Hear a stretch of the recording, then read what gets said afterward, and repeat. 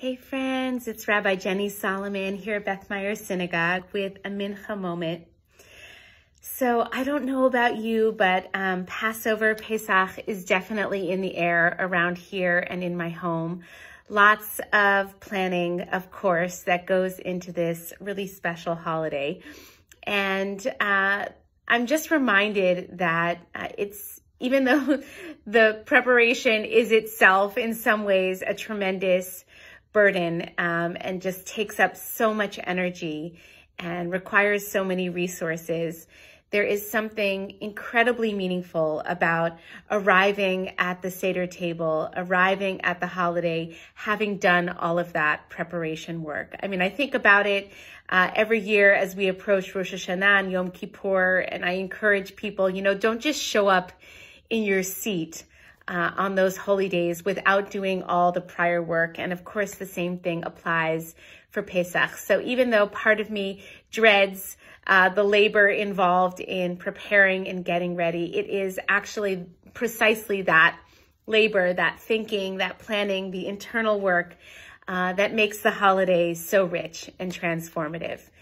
And of course, I'm also thinking about the fact that because we revisit these stories and these rituals and this spiritual work every single year, that the journey to liberation is it is a lifetime's work, and so it's really about the specialness of this particular moment, wherever each one of us is in our own lives, and understanding kind of where we are on that journey right now in this moment, and a reminder of where it is we're going, what our why is, what we're leading to as a people, as a society, as a tribe, but each one of us as individuals as well. And, the Seder itself is filled with so many symbols that are just bursting with possibilities for meaning and interpretation wherever we find ourselves. And so some of the things that I'm thinking about and just offer as reminders in terms of how we each do that internal soul work before we arrive at the Seder are considering things like, Pharaoh.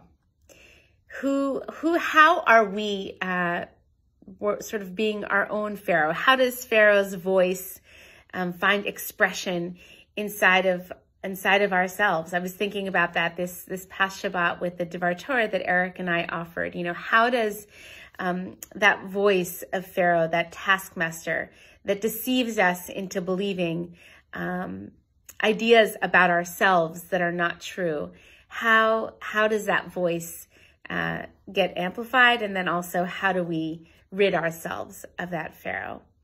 I'm thinking also about matzah. Matzah by definition cannot be stale, which is kind of ironic because there are definitely boxes of unopened matzah which have lingered in my pantry year to year. But look at the dates, look at the expiration dates. It cannot be stale. It has to be fresh. It has to be new. And so Pesach is an amazing time for us, again, to think about what's new? What's the new that is emerging for us and arising in our lives that we can embrace? What's the new that we want to plant and nurture as we head into this season and this part of the year? I'm thinking also about maror, the horseradish, the chrein, and the bitterness. Of course, there's always bitterness. But it's a very auspicious time for us to, especially in our mindfulness practice, to notice how we encounter bitterness. How do we habitually get around bitterness? Do we ignore it? Do we feel consumed by it? All kinds of patterns that we can think about, just as we notice what it is we do with maror, with the bitterness that arises in our lives. And of course, the Seder itself is such a powerful mindfulness practice. Seder means order. And so this celebratory meal, which is really a full ritual and educational experience and spiritual gathering, is an opportunity to offer us such a powerful model for how we encounter our lives mindfully and soulfully, because we tell a story, we ask questions, we're curious and benevolent with our questions about that story. We name the parts of our story, and we acknowledge what's happened to us, where we are, where we're going, even the unpleasant parts, the maror, the salt water that represents the tears. We name and acknowledge, and not only do we name and acknowledge, we embody it. We literally eat and take in these parts of our lives. And we do it all in the context, I'd like to think, of sweetness, of the charoset. So we take that matzah that has to be new, that can represent so many deep things. And we take that maror, the bitterness of slavery, the bitterness of oppression, the bitterness of all the things that ail our societies and that get in our own way, and prevent us from our own sense of inner freedom. And we mash it up with some charoset, with some sweet food. We hold it all in a frame of sweetness. So I just offer all of these things up as hopefully inspiration for thinking mindfully, for your prayer, for your meditation, for your walks, your spring pollen-infused walks over the next few weeks. I offer this advice to myself as I offer it to you.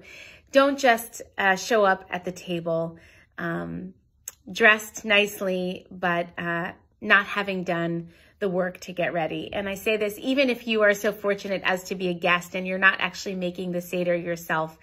Don't just show up at the moment when we light candles and the holiday officially starts. Begin the work now.